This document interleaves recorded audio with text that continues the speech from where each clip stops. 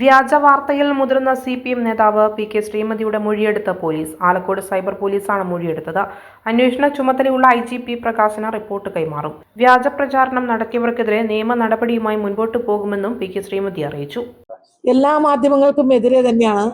ഇതിന്റെ ലഗ്നം എന്ന് പറയുന്നത് ജനം TV ആണ്. ജനം TV ആണ് ഈ ഒരു വാർത്ത ഈ രൂപത്തിലേക്ക് കൊണ്ടുവന്നത്. അത് കണ്ടിട്ട് അതിന്റെ ഒരു 10 ഇരട്ടിയാക്കിയിട്ട് മറ്റു ചാനലുകളും കൊടുത്തു.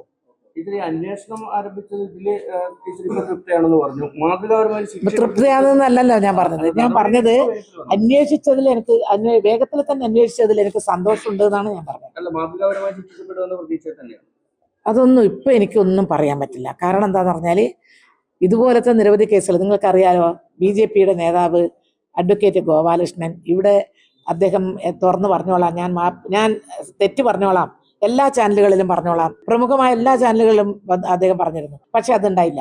അവസാനം ഹൈക്കോടതിയിലെത്തിയിട്ട് വീണ്ടും മാപ്പ് പറയാൻ തയ്യാറാകുമെങ്കിൽ ടീച്ചർ കേസ് പിൻവലിക്കാൻ തയ്യാറാണ്. ഞാൻ പറഞ്ഞു തയ്യാറാണ്. അങ്ങനെ ഹൈക്കോടതിയുടെ മുൻപിൽ വെച്ച് ഞങ്ങളെ രണ്ട് പക്ഷത്തുള്ള വക്കീലന്മാരെയും വെച്ച് പരസ്യമായിട്ട് ഇതുപോലെ ചാനലുകൾ വന്ന് നിൽക്കുമ്പോൾ എനിക്ക് തെറ്റുപറ്റിപ്പോയി. ടീച്ചറെ കുറിച്ചും ടീച്ചറെ മകനെ കുറിച്ചും പറഞ്ഞത് തെറ്റായിരുന്നു എന്ന് പിന്നീട് അന്വേഷിച്ചപ്പോൾ മനസ്സിലായി.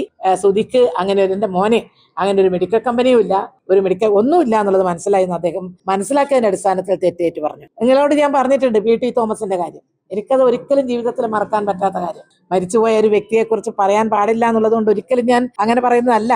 പക്ഷെ എനിക്ക് എറണാകുളം പ്രസ് ക്ലബിൽ വെച്ചാണ് അദ്ദേഹം പറഞ്ഞത്. വേറെ ഒരു കാര്യവും പറയാനല്ല.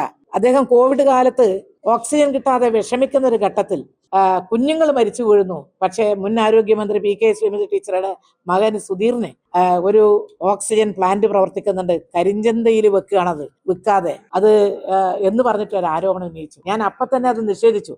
ഞാൻ എന്നിട്ട് തളിപ്പറമ്പിലുള്ള നമ്മളെ വക്കീലിനെ കണ്ട് കേസ് കൊടുക്കാനുള്ള എല്ലാ ക്ലിപ്പിംഗ്സും എല്ലാം എടുത്ത് കോപ്പിയും കൊടുത്ത് പയ്യന്നൂർ കോടതിയിൽ സമർപ്പിച്ചു. എന്നിട്ട് കേസ് എടുക്കാൻ പോകുന്നു എന്നൊരു ഘട്ടം വന്നപ്പോ അഡ്വക്കേറ്റ് പറഞ്ഞു, നമ്മുടെ MLA PT തോമസ് വളരെ ഗുരുതരമായിട്ടുള്ള ഒരു അസുഖം ബാധിച്ച് കിടക്കുകയാണ്. നമ്മളിപ്പോ ഞാൻ പറഞ്ഞു എന്നോട് ചോദിക്കുന്നു വേണ്ട. അങ്ങനെ അസുഖമായിട്ട് കിടക്കുന്ന ഒരാൾക്കെതിരെ എനിക്ക് എത്ര ഡാമേജ് ആയി പോയാലും ഞാൻ കേസ് കൊടുക്കാൻ ഇപ്പൊ തയ്യാറില്ല. അതുകൊണ്ട് അത് പിൻവലിച്ചോ എന്ന് പറഞ്ഞ് പയ്യന്നൂർ കോടതിയിൽ നമ്മളത് തൽക്കാലം സ്റ്റേ ചെയ്തു. പിന്നെ അദ്ദേഹം മരിച്ചുപോയി. ആ കേസ് പിന്നെ ഞാൻ കൊണ്ടുപോയിട്ടില്ല. അങ്ങനെ ഇങ്ങനെയുള്ള കുറെ പ്രശ്നങ്ങൾ എന്നെ സംബന്ധിച്ചുണ്ടായിട്ടുണ്ടെങ്കിലും ഈ ഒരു കേസ് ഞാൻ മാപ്പ് എന്ന് പറയുന്ന ഭാഗത്തോട്ട് നിൽക്കുന്നില്ല. ആ തീരുമാനം നിയമപരമായി മാനനഷ്ടത്തിന് എനിക്കുണ്ടായ അഭിമാനക്ഷതം, മാനഹാനി അത് തേച്ചാലും മായ്ച്ചാലും പോകുന്നതല്ല. അതുകൊണ്ട് ശക്തമായിട്ട് തന്നെ നിയമ നടപടി സ്വീകരിച്ച് മുന്നോട്ട് പോകും എന്നുള്ളതാണ് പറയാൻ.